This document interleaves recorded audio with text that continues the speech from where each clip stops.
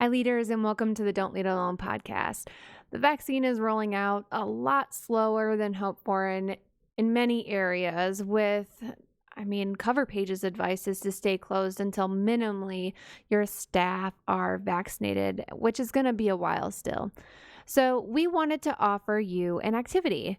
Your organization can take advantage of this, your staff can do this individually, or you can pass this on to your clients, do it with your clients. And we're calling it the DOC, and it's a personal favorite of mine. A little bit of housekeeping first. Our team has 2 national presentations coming up in February for NAP and in April for NASW. Links in the show notes. We've launched a digital ageism group on LinkedIn that you are free to join at no cost, where we share content and questions. So we share content and we ask you questions to get you thinking about the digital spaces, your digital spaces, being inclusive to older people. And a reminder that in January, we are offering a discount to our in-service bookings. That means it doesn't have to be in January. You just have to reach out to us during January. We'd be happy to give you a discount. So email us ASAP. All right, I'm not going to keep you in suspense any longer. DOC stands for decluttering, organizing, and cleaning. Decluttering, which is sometimes called editing, purging, or in my house, we say to my toddler, we're going to give it to a friend. This is removing items you don't need. On a personal, individual level, maybe when you're working with your client, it could start with something small and a little bit easier to let go of. Things like Tupperware or clothes that don't fit you, clothes that you haven't worn in a really long time. And then as you go on, you're removing the cat tree that's taking too much space, or the chair that's broken and you're honestly never going to have time to fix it.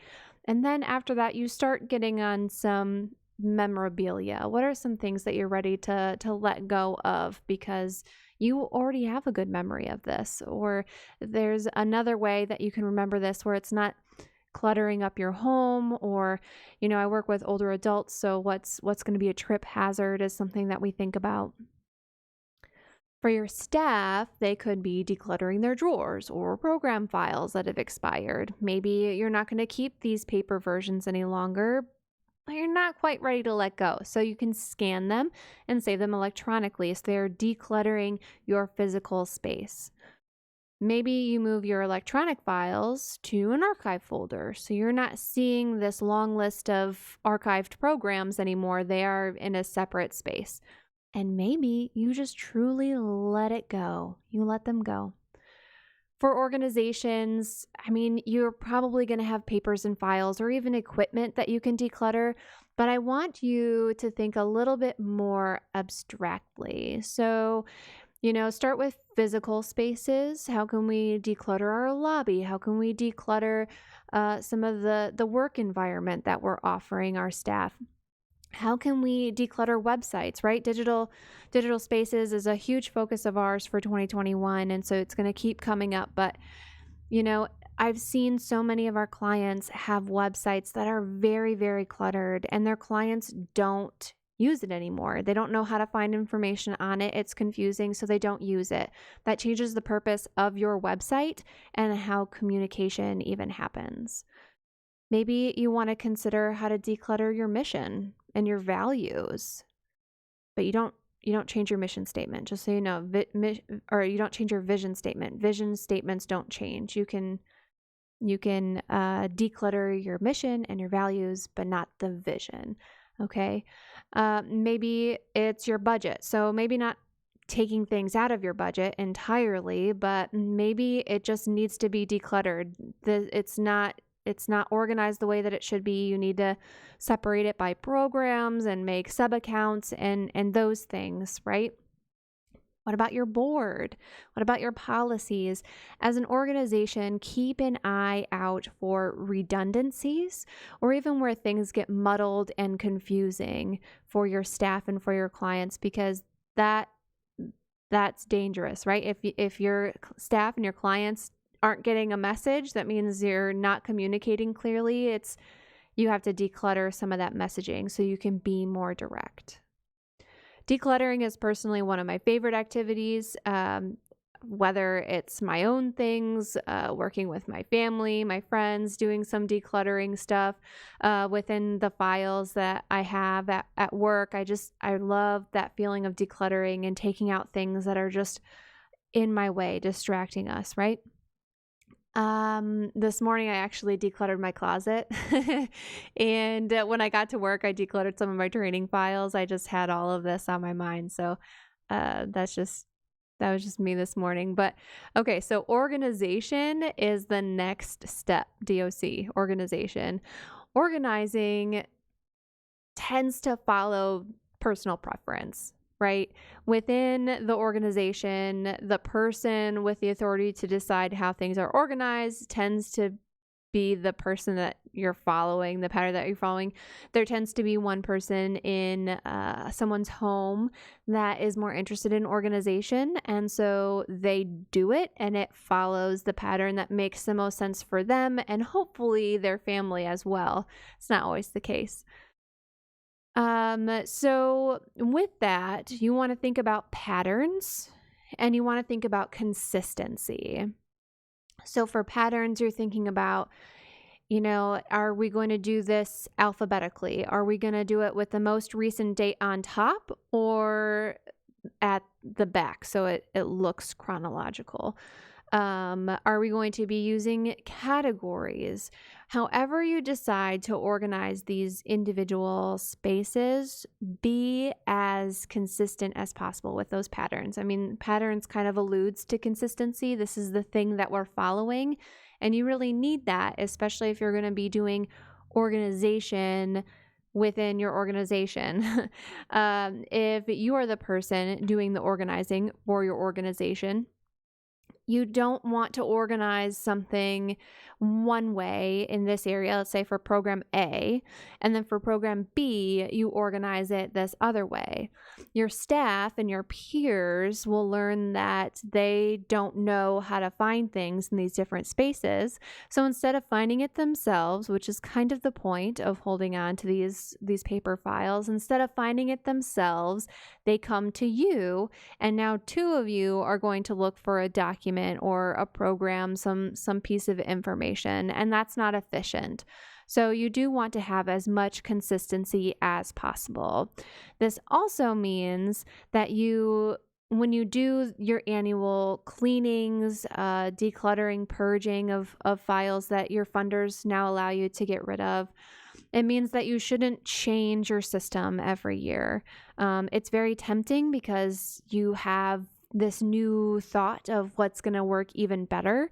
But if your staff's not on board and they were having trouble with your other systems, you're going to need to communicate a little bit more to make sure that it's the consistency that you want. From an organization serving clients' perspective, clients get very turned around and confused when you change things, even something like how you register for a program online. And if you change things, then they just don't follow through. They don't do it anymore. And that's just something that you really do need to be aware of as you consider going through this organization process. Maybe some things you don't change. When I was flipping through Netflix last night, I was thinking about organization and what are some of the shows that I really liked. And I really liked Marie Kondo's KonMari method. And I really liked The Home Edit. Those are two really great shows. The Home Edit, though, had some really neat ways of organizing. They use categories. They were mainly worked in kitchens and closets and pantries. I'm trying to think if there was another space. They did some garages, but they used categories for anything that they do. Blue clothes, winter activities, dress things. I think there was a cutting drawer where if it was a knife, a pie cutter, a pizza cutter, if it was a cutter, any sort of cutting scissors, that all went in that drawer. And for organizations, you are already using category thinking when you're organizing information underneath a service or a program. But I want to encourage you to take it a step further if this organization and reorganization needs to be happening with your things. If you do something like activities, instead of organizing them by date and even like by year date, I would encourage you to organize them based on what the activity is. So organize crafts together, exercises together. You can even break it down into holiday crafts or winter crafts. You are much more likely to remember the type of activity or season than the exact month or remember even which year it happened, especially if sometimes you want to repeat some of these things, successful things, after it's been a couple of years. It'll be much easier to find it if you're looking in a category rather than by date. Another piece of the home edit that I really liked is they leveraged colors as one of their organizing methods, especially with young children, colors in books and colors on games. It's much more easy to organize, right? Because kids can't always read. I have a 3-year-old and she doesn't read yet, but she knows that blue can go with blue and she knows that green goes with green. And so if we organize things that way, I know things are going to end up in the right spot again. And I really like this idea for our clients, and even within our organizations, we are much more likely to have a visual memory of what something looked like. There was a person on the cover, there was this, like you're remembering an aspect of it, or like the orientation of what this thing was. And so if that's how you and your staff, your brains work, organize it that way. It just makes sense. Things are going to end up where they're supposed to end up, and people are going to be able to find it. You're going to be more efficient. And that's what we're all about as organization development specialists. Let's make you more efficient and more effective to improve your impact. And finally, is the C, right? DOC, decluttering, organizing, and cleaning. And with cleaning, I do want to mention disinfecting. So cleaning takes the dirt and dust off. Disinfecting will take the germs off. Most of us understand the importance of this difference in the wake of COVID-19. But with the new variants of COVID spreading quickly in my county, and I'm hearing more and more throughout the country, this DOC exercise is a great opportunity to engage with these systems again.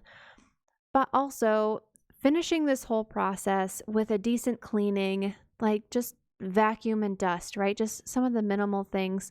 I mean, if you're a deep cleaner, go crazy, deep cleaners. I am not one of you.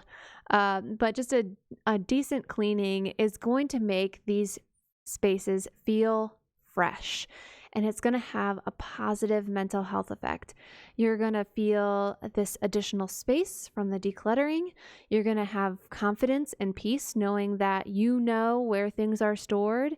And now the last little bit of dirt that's come up during this whole process, especially if you're working with papers, all those little paper pieces that get ripped off and just kind of float around, that's all cleaned up and you are ready, set, focused to work. So give these a try, DOC a try, whether it's within your organization as a staff activity. Maybe you do decide to do some of this decluttering work with your clients. I highly recommend it for older adults who older adults are going through downsizing. Older adults are just doing a lot of different things that decluttering can and really benefit from. We're more likely to struggle with some hoarding tendencies. So give it a try. Tell us how it went. We're excited to hear about it. Make sure to subscribe, follow, feel free to watch some of our old videos, and we'll talk to you next time.